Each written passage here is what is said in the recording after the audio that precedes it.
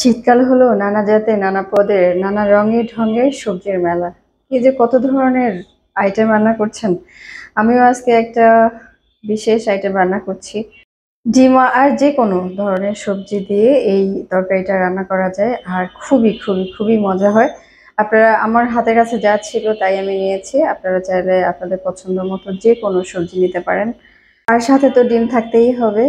আসসালামু আলাইকুম সবাইকে, দেশে বিদেশে যে যেখান থেকে আমার এই ভিডিও দেখছেন সবাইকে আমন্ত্রণ। আশা করি পুরো ভিডিও জুড়ে আমার সাথেই থাকবেন। তো প্রথমে কড়াইতে তেল আর জিরা ফোড়ন দিয়ে পেঁয়াজ দিয়ে দিয়েছি। পেঁয়াজ হালকা করে বেটে আদা রসুন বাটা দিয়েছি। তারপরে টমেটো কুচি দিয়ে এই মশলাটাকে খুব ভালোভাবে কষিয়ে নিতে হবে। এখন দিয়ে দিলাম হলুদ, মরিচ আর গুঁড়া, ধনিয়া জিরার গুঁড়ার পেস্ট, আর সাথে দিয়েছি দারুচিনি ও তেজপাতা। কারণ যেহেতু এখানে ডিমের তরকারি হবে, এটা ডিম থাকবে, তো গরম মশলা দিলে এটার অরিজিনাল স্বাদটা পাবেন। এরপরে কেটে রাখা সবজি আমি দিয়ে দিয়েছি এবং এই সবজিটাকে খুব ভালোভাবে নেড়ে চেড়ে কষিয়ে নিতে হবে। ভালো করে কষিয়ে ঢেকে আরো 8-10 মিনিট রান্না করে নিতে হবে, বারবার ঢেকে ঢেকে। এটা এই সবজিটার যে কাঁচা গন্ধ থাকে এটা একদম চলে যেতে হবে, আর সবজিটাকে একদম নরম বানিয়ে নিতে হবে। এরপর পরিমাণ মতো পানি দিতে হবে। পানি দিয়ে সবজিটাকে আরও 5-7 মিনিট জাল দিয়ে নিতে হবে। তবে সবজি রান্না করে কিন্তু গরম ভাতের সাথে অনেক মজা লাগে, সেই সাথে সকালের রুটি বা পরোটার সাথেও খাওয়া যায়।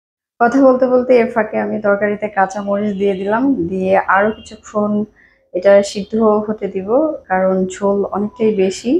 আর কিছুক্ষণ সিদ্ধ হলে এটার ঝোলটা কমে আসবে। ঝোল যখন এই পর্যায়ে আসে তখন সবজিটাকে আরো ভালোভাবে নেড়ে রিকনফার্ম হবে যে সবজিটা ভালোভাবে মোলায়েম করে সিদ্ধ হয়েছে কিনা। তারপর এখানে আপনি লবণটাও চেক করতে পারেন।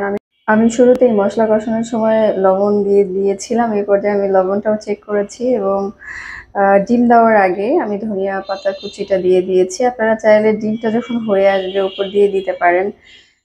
তো ডিম একটা একটা করে ভেঙে দিচ্ছি।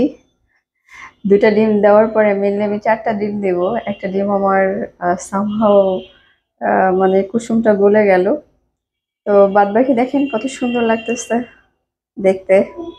ডিম দেওয়া হয়ে গেলে তারপরে আপনাকে এটা আর নাড়াচাড়া করার কোনো ওয়ে বা স্কোপ নাই। এরপরে আপনি এটা ঢেকে দিয়ে আর 2-3 মিনিট কম আঁচে এটাকে রান্না করে নেবেন এবং শেষ পর্যায়ে উপর দিয়ে গরম মশলার ভাজা গুঁড়া দিয়ে নিতে হবে। এটা কোনোভাবেই স্কিপ করা যাবে না। এটা স্কিপ করলে এই তরকারির আসল মজাটাই নষ্ট হয়ে যাবে।